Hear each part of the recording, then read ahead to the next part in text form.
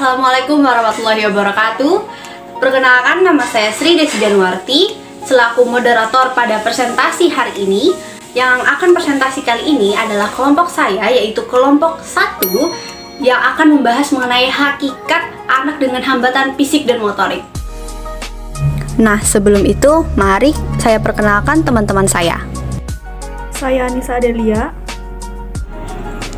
Perkenalkan, nama saya Ahmad Tifani. Kenalkan, nama saya Nur Latifah. Kenalkan, nama saya Siti Mardatila. Kenalkan, nama saya Nur Aida. Nah, apa aja sih yang akan kita bahas hari ini? Kita akan membahas definisi dari anak dengan hambatan fisik dan motorik. Kita juga akan membahas ciri-ciri dari anak dengan hambatan fisik dan motorik. Lalu kita juga akan membahas dampak dari anak dengan hambatan fisik dan motorik. Juga ada faktor dari anak dengan hambatan fisik dan motorik. Tentu pertanyaan dari teman-teman sekalian akan kita jawab di sini. Seperti apa itu hambatan fisik dan motorik, apa ciri-cirinya, apa faktor penyebabnya, dan apa dampaknya. Kita akan membahas pada presentasi kali ini. Selamat menonton! Nah, berikut ini adalah grafik penyandang disabilitas di Indonesia menurut data Dapodik cut-off Oktober 2020. Nah, untuk menjawab pertanyaan dari teman-teman mengenai apa itu anak dengan hambatan fisik dan motorik, berikut akan dijelaskan oleh teman kita. Di sini saya akan memulai materi. Yang pertama ialah definisi hambatan fisik dan motorik.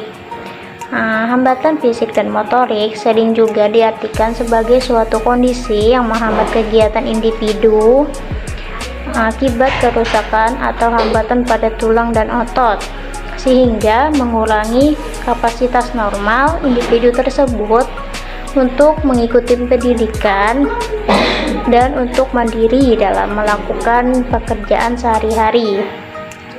Itu menurut seorang ahli yang bernama Sudjihati Somantri tahun 2006. Selanjutnya, definisi lain ialah hambatan fisik dan motorik adalah seseorang yang mengalami hambatan pada alat gerak seperti persendian, otot, tulang, dan syaraf. Nah, lalu ada pula contoh anak dengan hambatan fisik dan motorik yang akan dijelaskan oleh teman kita, Ripaldi. Saya akan membacakan contoh anak hambatan fisik dan motorik. Biasanya kita melihat gambar di samping sebagai contoh anak yang hanya memiliki suatu tangan atau bisa kita katakan sebut kutung, bisa memainkan sebuah alat musik. Walaupun dengan kekurangan yang ia miliki, ia masih bisa menggunakan tangan yang lain untuk bisa mengasah atau mengembangkan kemampuannya. Lalu, apa saja sih ciri-ciri anak dengan hambatan fisik dan motorik? Akan dijelaskan oleh teman kita selanjutnya. Saya akan menjelaskan tentang ciri-ciri anak dengan hambatan fisik dan motorik. Ciri-ciri anak dengan hambatan fisik dan motorik itu karakteristiknya itu anak itu berbeda dengan anak yang normal. Kemudian saya akan menjelaskan tentang motorik. Motorik ialah kemampuan anak bergerak dan mengendalikan tubuhnya seperti berbaring dan berjalan. Contoh anak yang mengalami hambatan motorik adalah mengalami kekakuan, kelumpuhan, salah satunya ialah anak yang tidak bisa berjalan. Kemudian, pengertian tentang sosial emosional ialah proses penyesuaian diri untuk memahami keadaan serta perasaan ketika berinteraksi dengan orang-orang di lingkungannya. Contoh anak yang mengalami sosial emosional itu adalah contohnya orang tua yang terlalu bersikap melindungi anak secara berlebihan seperti mengekang, maka akan menyebabkan anak mengalami ketergantungan. Kemudian saya akan menjelaskan tentang fisik kesehatan.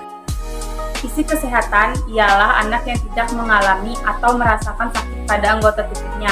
Sedangkan contoh anak yang mengalami fisik kesehatan motorik ialah gangguan sistem serebral. Biasanya selain mengalami cacat tubuh, dia juga mengalami gangguan lain yaitu penglihatan, pendengaran, perabaan, penciuman, dan perasa.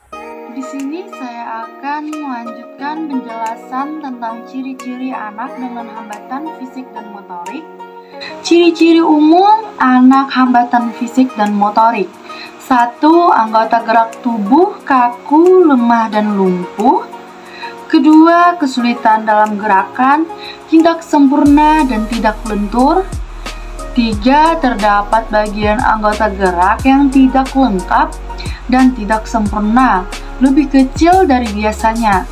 4. Terdapat cacat pada alat gerak. 5. Jari tangan kaku dan tidak dapat menggenggam.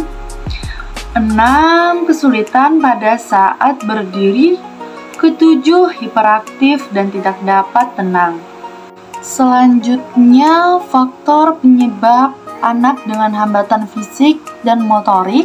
Yang pertama, fase prenatal atau masa sebelum lahir. Dalam fase ini, kerusakan terjadi pada saat bayi masih dalam kandungan yang disebabkan oleh infeksi atau penyakit, kelainan kandungan, radiasi, dan trauma. Yang kedua, fase natal atau saat kelahiran. Dalam fase ini yang dapat menimbulkan kerusakan otak bayi pada saat bayi dilahirkan adalah kelahiran yang terlalu lama, pemakaian alat bantu, dan pemakaian anestesi. Yang ketiga, fase postnatal atau setelah kelahiran.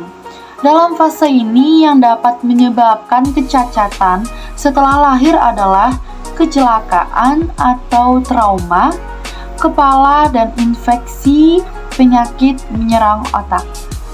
Lalu, yang terakhir, apa sih dampak anak dengan hambatan fisik dan motorik? Kita akan jelaskan sekarang. Dampak anak dengan hambatan fisik dan motorik ada 5, yaitu yang pertama, masalah sosialisasi. Masalah ini berhubungan diri dengan lingkungan anak, mengalami berbagai kesulitan dan hambatan dalam menyesuaikan diri. Dampak sosial emosional anak dengan hambatan motorik bermula dari konsep diri anak dengan hambatan motorik yang merasa dirinya cacat, tidak berguna, dan merasa dirinya menjadi beban untuk orang lain. Yang kedua ada masalah keterampilan dan pekerjaan. Disadari bahwa tunadaksa memiliki kemampuan, namun di pihak lain bagi mereka yang memiliki kecerdasan atau normal, yang kurang perlu adanya pembinaan diri sehingga hidupnya tidak sepenuhnya menggantungkan diri pada orang lain. Dan yang ketiga adalah masalah kepribadian. Masalah kepribadian menyangkut masalah-masalah tingkah laku yang menyimpang. Di antaranya anak mudah frustasi, menarik diri dari orang lain, terdesak, dan tidak ingin bergaul. Yang keempat ada masalah latihan gerak. Masalah ini berkaitan dengan anak tunadaksa yang sebagian besar mengalami gangguan dalam gerak. Semakin parah dan upaya kondisi secara fungsional dapat pulih ke posisinya, dianggap perlu adanya latihan, dianggap sistematis dan kontinu. Dan yang terakhir ada masalah kesulitan belajar. Masalah ini berkaitan dengan hambatan yang dapat terjadi kelainan pada otak, sehingga fungsi berpikirnya terganggu, persepsinya bahkan lebih jauh lagi karena gangguan pada sistem syarafnya. Nah, jadi dapat saya simpulkan bahwa anak dengan hambatan fisik dan motorik adalah anak yang mengalami hambatan pada alat geraknya. Ciri-cirinya bisa dilihat dari anggota tubuhnya yang tidak lengkap, gerak tubuh kaku, gerakan tidak sempurna, kesulitan saat berdiri, dan lain-lain. Faktor penyebab yang sangat dominan ialah pada saat kehamilan, dalam kandungan, dan saat melahirkan. Adapun dampak yang paling sering terjadi ialah pada masalah sosialisasi anak, masalah kepribadian dalam dirinya, masalah keterampilan, dan pekerjaan. Dan yang terakhir, masalah dalam latihan gerak tubuhnya. Baik, sampai situ saja presentasi kami kali ini. Semoga bermanfaat dan semoga dapat menjawab semua pertanyaan dari penonton sekalian.